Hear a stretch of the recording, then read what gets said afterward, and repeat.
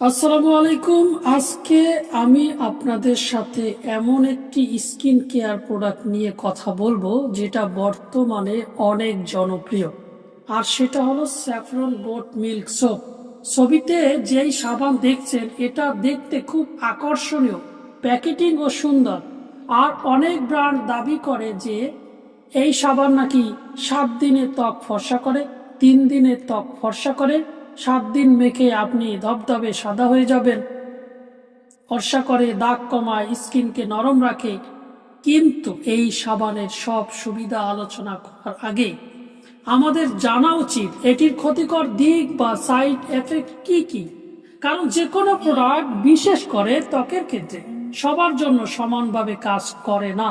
তাই আজকে ভিডিওতে আমরা পরিষ্কারভাবে জানবো এই সাবানের সম্ভাব্য সব ক্ষতিকর দিক, কারা ব্যবহার করলে সমস্যা হতে পারে, কিভাবে নিরাপদে ব্যবহার করতে হবে। প্রথমে আসি স্কিন অ্যালার্জি সমস্যা। গোট মিল্ক এবং স্যাফরন এই দুটি উপাদান অনেকের স্কিনে ভালোভাবে কাজ করলেও কিছু মানুষের ক্ষেত্রে এগুলো অ্যালার্জি সৃষ্টি করতে পারে, যেমন চুলকানি, র্যাশ, লালচে ভাব বা পোড়া পোড়া অনুভূতি। গোট মিল্কে থাকা প্রোটিন অনেক সেন্সিটিভ স্কিনের জন্য বেশি স্ট্রং হয়ে যায়। আবার স্যাফরন হলো একটি খুব ঘন এবং শক্তিশালী উপাদান, যেটা ভুল স্কিনে বা বেশি মাত্রায় ব্যবহার করলে ইরিটেশন হতে পারে। যারা আগে থেকেই স্কিনে ল্যাকটোজ সেন্সিটিভ বা মিল্ক বেস প্রোডাক্টে রিয়্যাক্ট করে, তাদের ক্ষেত্রে এই সাবান তৎক্ষণাৎ সমস্যা তৈরি করতে পারে। এবার আসি আরেকটি গুরুত্বপূর্ণ ক্ষতিকর দিক, স্কিন বেশি ড্রাই হয়ে যাওয়া। অনেকেই ভাবে গোট মিল্ক সাবান মানে খুব ময়শ্চারাইজিং, কিন্তু বাস্তবে স্যাফরনযুক্ত গোট মিল্ক সোপ অনেক সময় স্কিনের ন্যাচারাল অয়েল কমিয়ে দেয়। যাদের স্কিন খুব ড্রাই বা রুক্ষ, তারা যদি প্রতিদিন 2-3 বার ব্যবহার করেন তাহলে স্কিন আরো বেশি শুকিয়ে যেতে পারে। বিশেষ করে শীতকালে এই সমস্যা বেশি দেখা যায়।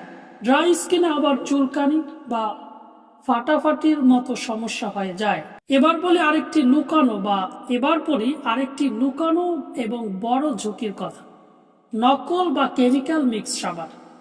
বাজারে যেসব স্যাফরন গোট মিল্ক সোপ পাওয়া যায় তার সবই 100% ন্যাচারাল বা অরিজিনাল না।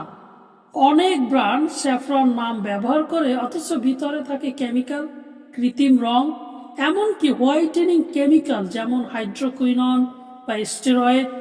এই ধরনের উপাদান স্কিনের উপরের লেয়ার পুড়িয়ে ফেলে, স্কিনকেও পাতলা করে দেয়। নকল সাবান ব্যবহার করলে স্কিনে বার্নিং সেন্সেশন, ছোট ছোট ফোস্কা এবং দীর্ঘমেয়াদে স্কিন ডার্ক হওয়া, এসব সমস্যা দেখা দিতে পারে।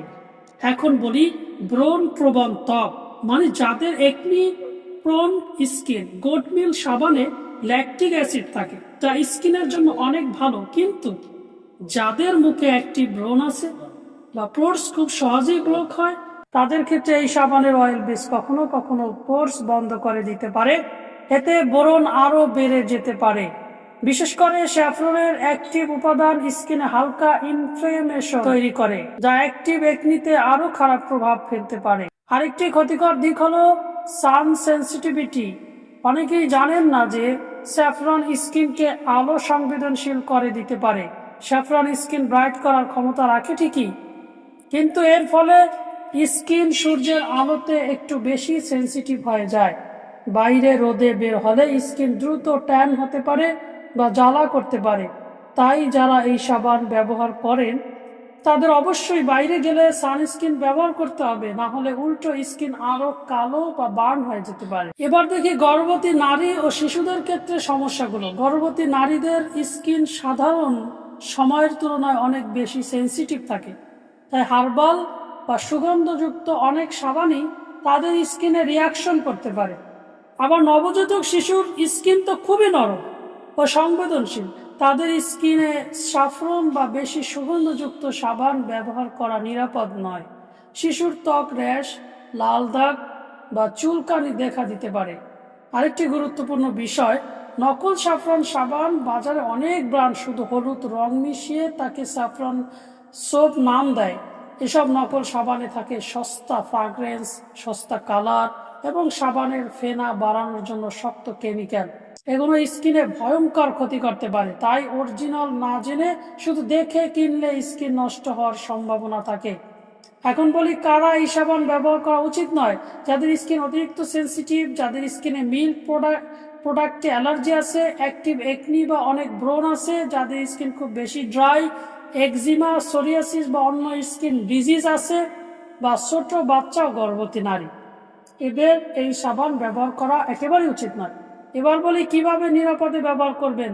যে কোনো নতুন সাবান বা স্কিন কেয়ার ব্যবহার করার আগে প্যাচ টেস্ট করুন।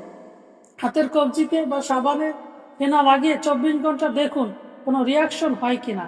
সাবান ব্যবহার করার পর যদি জ্বালা, চুলকানি, র্যাশ, লালচে ভাব দেখা দেয় তবে সঙ্গে সঙ্গে ব্যবহার বন্ধ করুন। মুখে সাবান লাগালে চোখ ও নাকের চারপাশে এড়িয়ে চলুন। আর বাইরে গেলে অবশ্যই সানস্ক্রিন ব্যবহার করবেন, কারণ স্যাফরন স্কিনকে আলো সংবেদনশীল করে দিতে পারে। সবশেষে বলতে চাই, স্যাফরন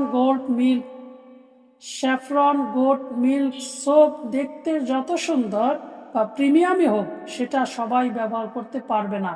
এমন না প্রাকৃতিক সাবান মানেই নিরাপদ নয়, কারণ প্রাকৃতিক উপাদানও ভুল ত্বকে সমস্যা তৈরি করতে পারে। তাই সাবান কেনার আগে নিজের ত্বকের ধরন বুঝুন, অরিজিনাল প্রোডাক্ট কিনুন, আর ব্যবহার করার আগে ছোট্ট একটি টেস্ট করুন। আজকে ভিডিও ভালো লাগলে লাইক দিন, কমেন্ট করে জানাবেন কোন প্রোডাক্ট নিয়ে পরের ভিডিও চান, আর চ্যানেলটি সাবস্ক্রাইব করতে ভুলবেন না। ধন্যবাদ। আসসালামু আলাইকুম।